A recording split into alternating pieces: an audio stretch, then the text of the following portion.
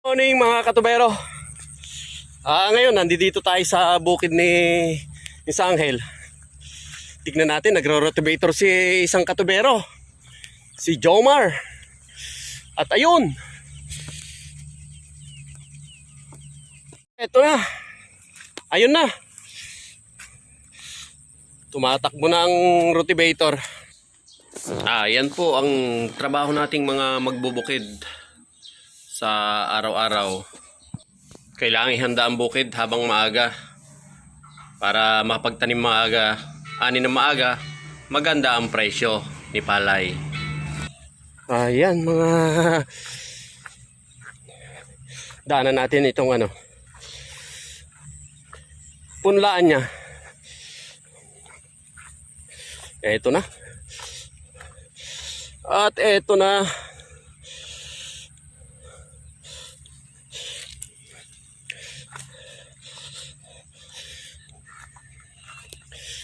Aga pa.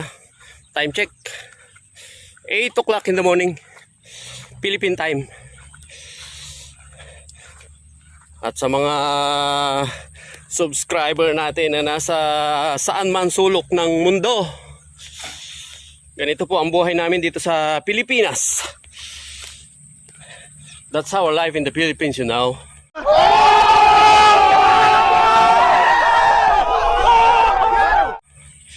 Ayun. Unti kwa. Black sand. Yan tinatawag na black sand, galing sa sa ilalim ng lupa. Sa submersible pump. Hinihigop. Ayun po mga katubero. Si Jomar.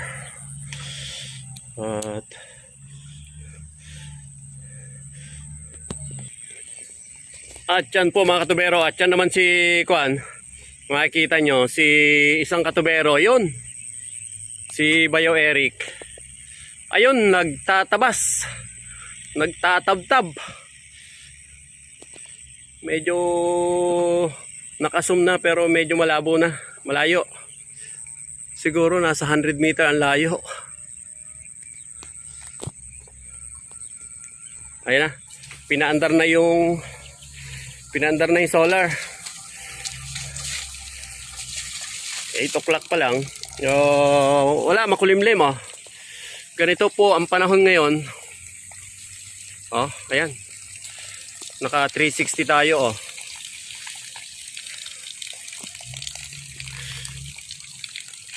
Ayan, medyo makulimlim pero kahit papano may tubig.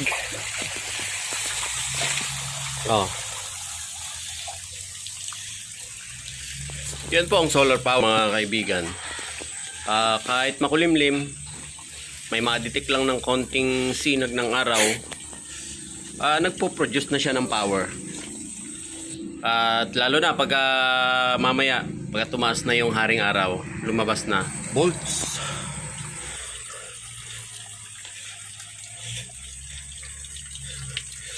Kagat na pa yung nagitikuton.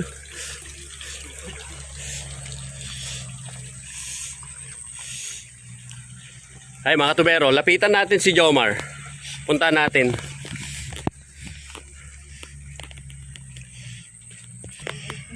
Ayan mga katubero, tingnan nyo, karaming ibon.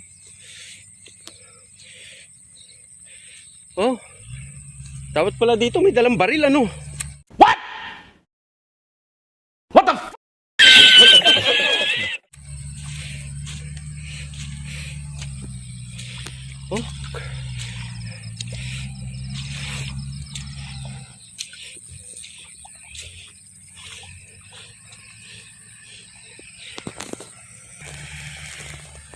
Ayan po mga katubero, karaming ibon. Ay no. At ito po yung i-content natin paminsan-minsan, i-update natin kung paano yung style ng pagbubukid dito sa lugar namin, sa probinsya namin, sa Northern Luzon. Ayan, diretsyon tayo atin. Apo.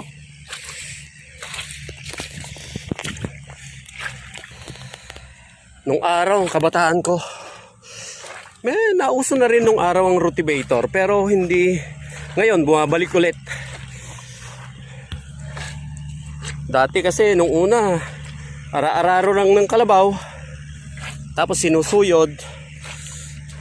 Pero ngayon, balik rotavator. Ayan. Tapos ng rotavator, titirahin na nila ng kuliglig.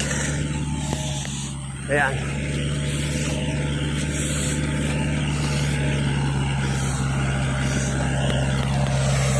Ayun na po si Jomar. Ayan. Ayan ang ating kasamang katubero. Driver minsan ng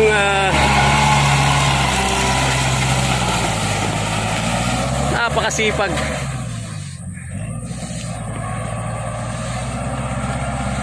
Kaway ka naman dyan. Kaway ka naman dyan. Oh. Ayan.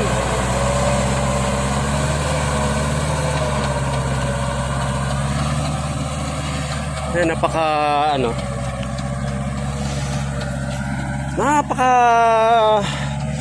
napakadali na magbukid ngayon, oh. Kung titignan mo.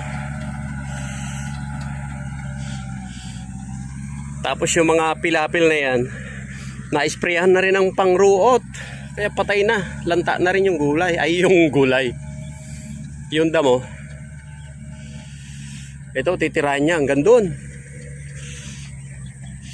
doon. Sa may kakahuyan na yon. Pwede na!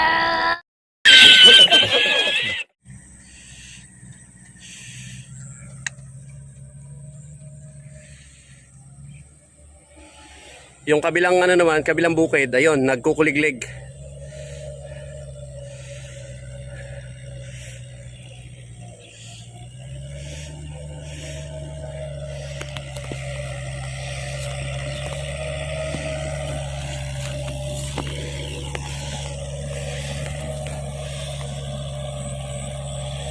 Ayun na.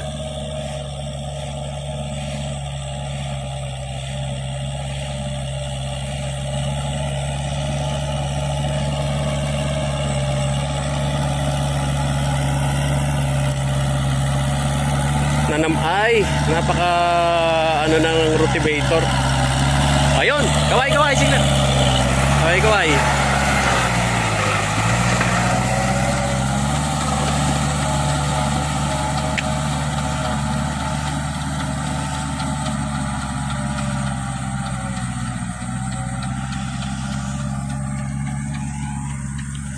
Ay, si Angel na iwan doon, nagtatampi.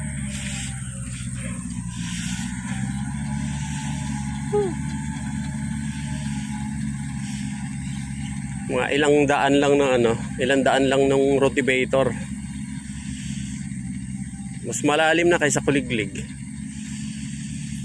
Pero susunod nito, kuliglig naman. Pero dadaanan din muna itong gilid ng araro, sigurado. Baka hindi mga hindi inabot. Kasi triangle yung kanto. Pero inaatrasan niya eh.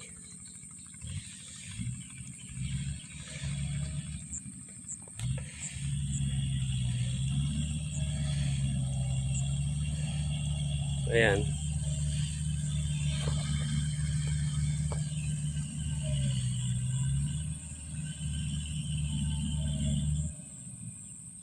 Ayan, aatrasan na naman yung gilid ng yung corner ng tambak. Sinumada niya. Tinira niya sa gilid, mga hindi inabot.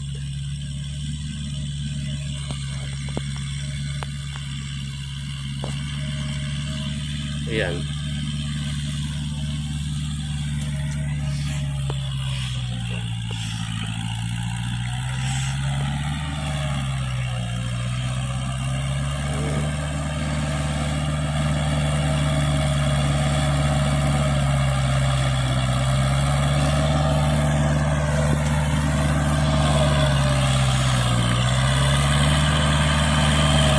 napakatikas nung ano, rotavator oh.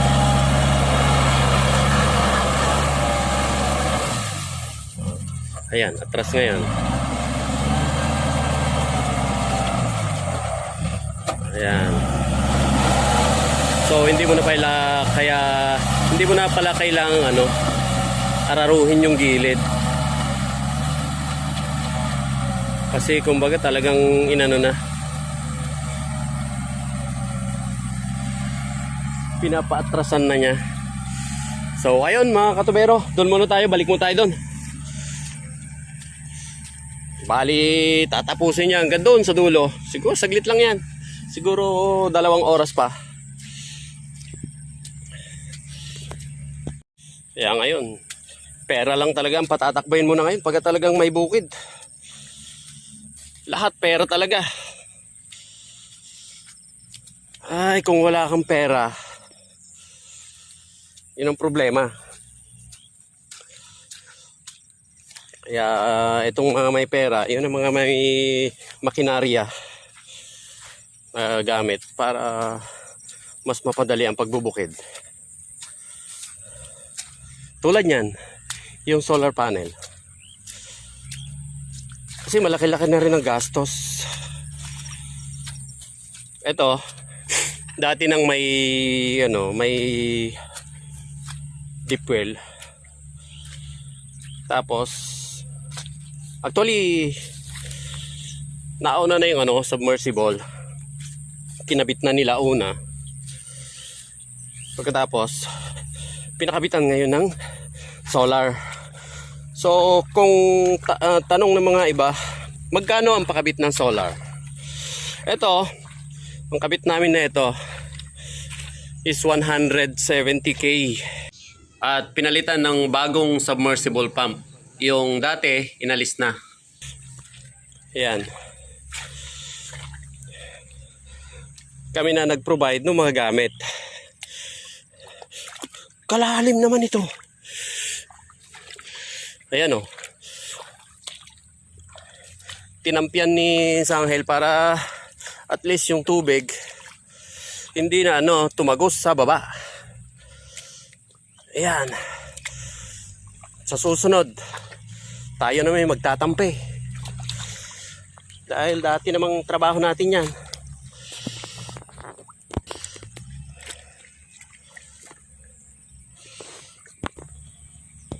Ayan. Agsasalupang na rotavator dito yun. Nakarugi ngamin dito yun kahit.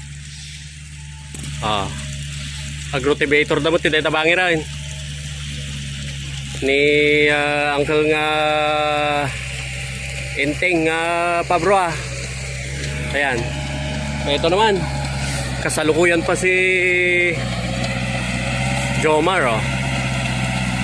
Nandito na siya sa ibabaw. Malapit na sa solar panel. Ayan.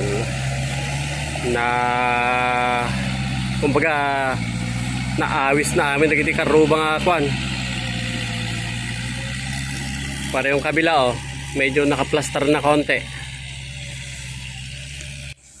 At abang-abang lang kayo mga ka-FB, mga katubero.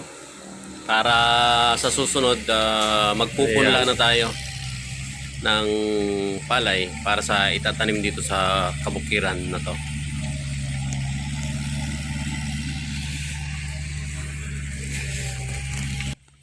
Ayun yung isa gumagawa na rin ng inuna muna yung pagbunubunan, pagpupunlaan ng palay.